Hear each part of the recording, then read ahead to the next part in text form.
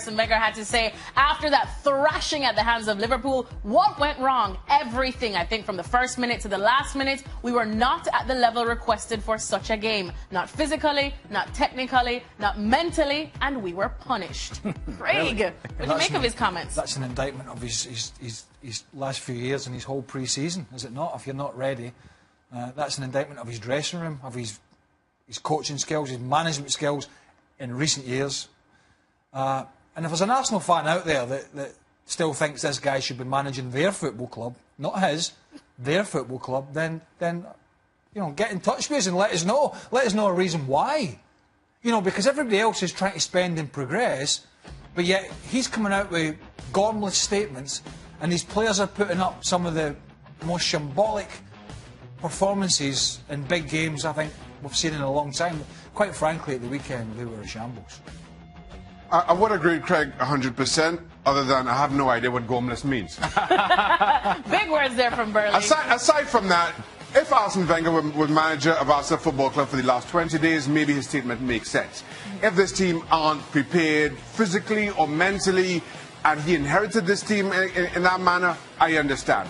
But he didn't. He's been there 20-odd years. This is his responsibility. If his team aren't good enough technically, he's the one who signs those players. To that point, he breaks the club record in signing a striker and decides to leave him on the bench. What, third game into the season? Absolutely ridiculous. Saying that he's not quite ready for the Premier League and all the demands. I simply don't get it. And now Arsenal left, and Arsene Wenger left with 2 weeks thanks to the international break, trying to pick up the pieces after that shambles of a display, trying to figure out what comes next. Good luck to them. Well, the attitude from the players as well was pretty shambolic, Alejandro. And I know that they do need that leadership from Wenger, but should they shoulder any of the blame as well? Of course.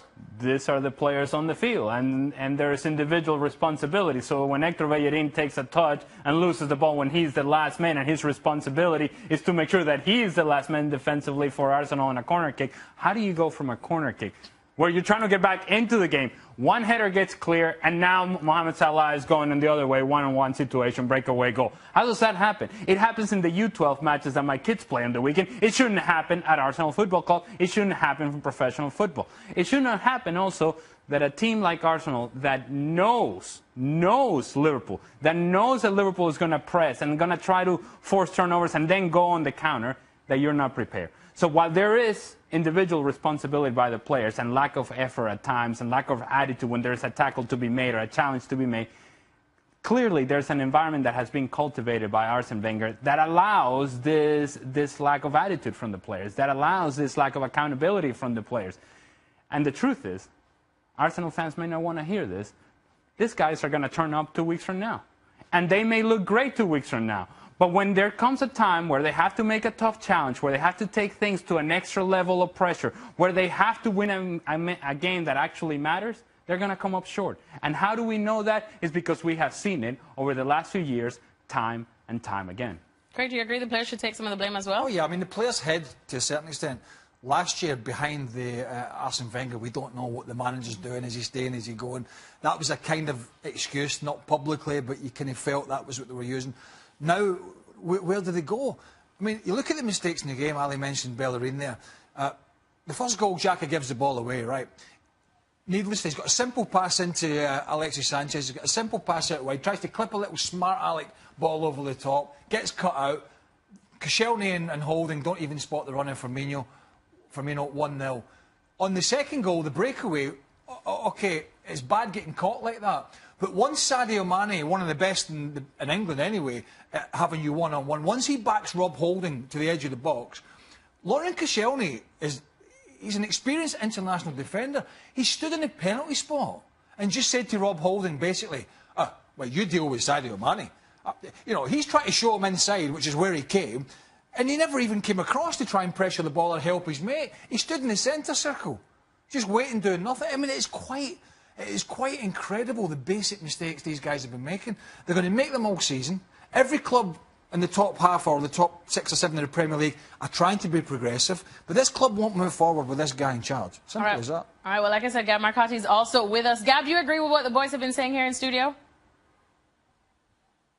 Yeah, I think so. I was struck especially by what Alejandro said, which, you know, he talked about the environment fostered at the club by Arsene Wenger and how that spills over into the players. When you see Aaron Ramsey playing for Wales, you know, running his heart out, and you see, I thought he was the absolute worst player on the pitch on Sunday. You know, Elise Xhaka occasionally tried to put a boot in or something. This guy didn't even try to do that. And this is a guy who's been at the club 8 years. When you have that environment, then I think it comes from the manager. And when the manager is so omnipotent that he thinks that he can go and do things whichever way he pleases, then that's down to the owner. And what we know about this owner, Stan Kroenke, is that I think he really only starts caring about the club when it's no longer making money. So, you know, if you're an Arsenal fan and you want to do something about this, then you have to hurt him in his wallet, because that's where Stan Kroenke feels the pain, and that's where he might go and do something about it. Instead, we have, and this goes back to Craig's boiling point last year, we have a portion of Arsenal fans who want Wenger out regardless. We have a portion of Arsenal fans who want him to stay there forever. And we have a big chunk in the middle who simply can't be bothered to take a stand either way.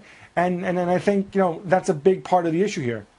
All right, well, let's have a look at some of the odds to see who are the favourites to be the first Premier League manager sacked. Arsene Wenger, well, there in third. You can get him out of there, right? Because he's just not going to be sacked. You think that there's no absolute way that Arsenal will sack him despite everything going on? They look like they could drop out of the top 6 now, though. If they weren't going to sack him or ask him to leave before this, how are they going to ask him now?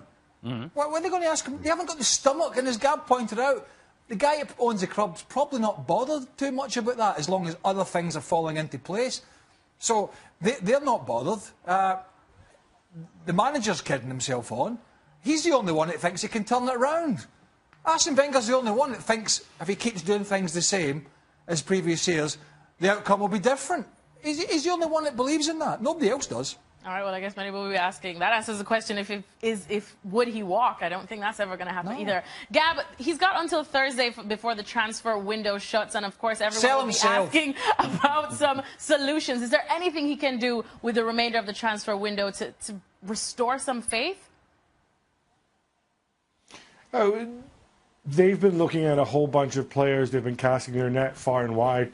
But one of the really difficult things for Arsenal is that you know, we saw it with Oxlade-Chamberlain today. We have the issue with Alexis Sanchez.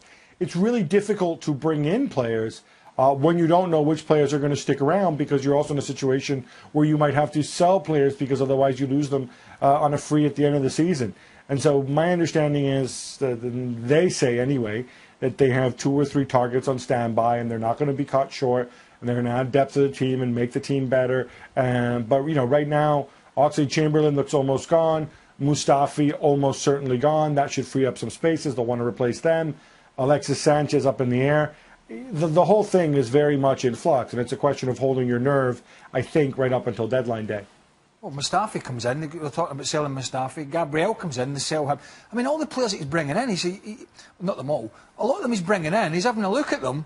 They're making the same mistakes. He's selling them again, or just trying to get them out. I mean, it's a revolving circle here of mistake upon mistake upon mistake. You know, I'm fed up talking about Arsenal. I'm